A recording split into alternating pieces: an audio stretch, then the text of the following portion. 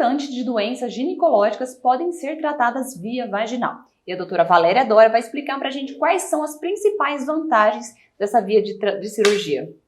Tudo bem? Tudo ótimo, doutora. Vamos lá, Bárbara.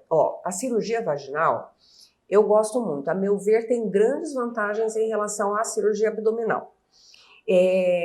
Primeiro, vamos falar um pouquinho sobre quais cirurgias a gente pode fazer via vaginal, né? A vagina, pra gente que é ginecologista, é um caminho fácil para a gente chegar em alguns órgãos aqui no abdômen.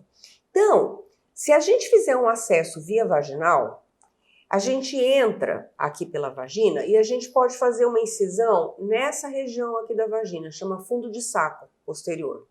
Fazendo uma incisão aqui, a gente tem acesso à cavidade abdominal.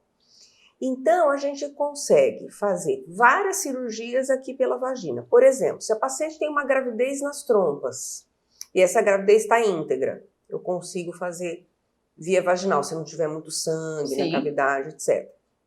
Se a paciente tem que tirar o útero, e esse útero não é um útero muito grande, a gente tem um volume que é um limite para a gente poder tirar esse útero. A gente pode fazer toda a retirada do útero via vaginal, sem precisar abrir barriga, sem precisar fazer nem furinho de videolaparoscopia, nada disso, dá para fazer tudo via vaginal. Que as pacientes não sofrem tanto também, né? A via vaginal, a grande vantagem é que a gente tem menor tempo cirúrgico, menor tempo anestésico, menor risco de infecção e o pós-operatório é muito menos doloroso, tá? Porque não tem nenhuma incisão abdominal. Claro. Além das cirurgias de trompa, por exemplo, a laqueadura dá para fazer via vaginal. Laqueadura também? Laqueadura via vaginal.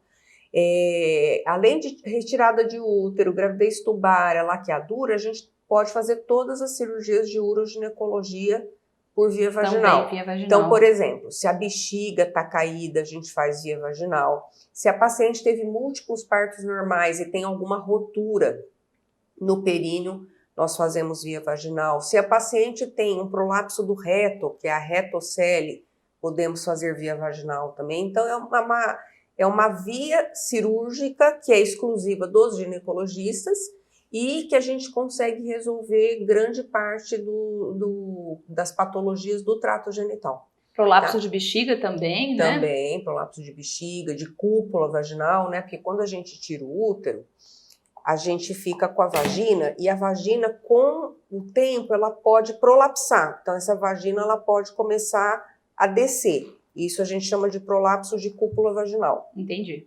E dá para corrigir via vaginal também. Então, a gente pode fazer a correção fazendo uma sutura na cúpula vaginal, num ligamento que a gente tem aqui na bacia, que chama ligamento sacro-espinhoso, tudo via vaginal, sem abrir barriga. E, doutora, todas as pacientes estão aptas a fazerem as cirurgias via vaginal ou tem alguma contraindicação? Não necessariamente. Então, por exemplo, uma paciente que tem um útero miomatoso, com miomas, que sangra muito, mas tem um útero muito grande, e se ela tem, por exemplo, aderências pélvicas por conta de endometriose ou alguma infecção pélvica prévia que ela teve, a gente não consegue fazer via vaginal, porque o útero fica com aderências em volta dele, ele fica fixo, e aí a gente não consegue fazer com que ele desça via vaginal, então a gente tem que fazer via abdominal. Tem outra contraindicação também? Ou o resto as mulheres podem fazer, que seria muito mais tranquilo, né, uma cirurgia via vaginal? Exatamente. Por exemplo, uma paciente virgem, que nunca teve relação sexual, a gente também não consegue fazer via vaginal. Pacientes com algum tumor na região genital e também que possa obstruir a nossa cirurgia, também a gente não consegue fazer via vaginal. E a recuperação dessa paciente também já é muito mais rápida, né? Sim, na via vaginal, sim. Quanto tempo depois, doutora, a pessoa já volta à vida normal? Normalmente a retirada do útero, a gente pede para a paciente ficar 15 dias depois de repouso, não precisa ficar em repouso absoluto, mas não pegar peso, não fazer atividade física pesada, não ter relação sexual por 2 meses, tá? Depois de 15 dias, ela já pode dirigir e já pode fazer as atividades leves do dia a dia. Trabalhar sem pegar peso, levar um filho na escola, depois de 15 dias já dá para fazer isso tranquilamente. Sim.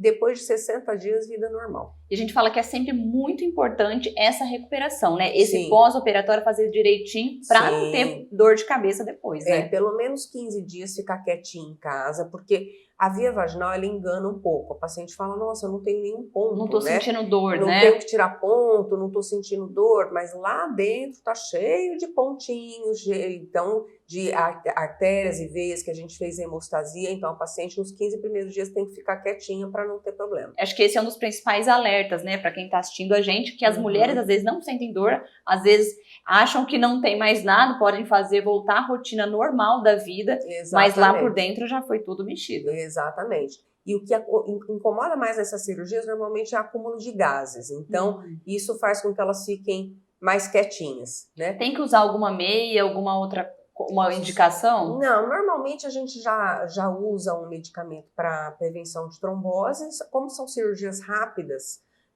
a meia elástica a gente indica só para pacientes com alto risco de trombose. Ah, sim. Tá? Obrigada, doutora. Imagina, Bá. Obrigada, Obrigada viu? a você.